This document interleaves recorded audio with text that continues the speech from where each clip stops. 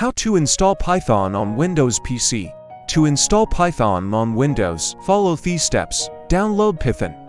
Visit the official Python website and navigate to the download page. Select the appropriate version of Python based on your Windows operating system.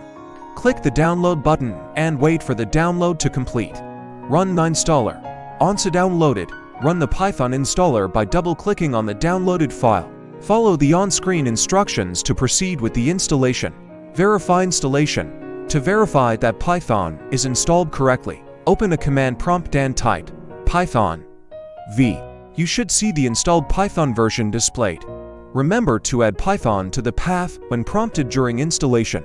Python doesn't come prepackaged with Windows, but it's a powerful and flexible programming language that you'll find useful for various tasks.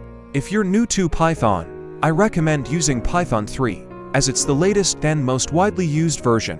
Python 2 is officially deprecated, so stick with Python 3 for a smoother experience. Happy coding!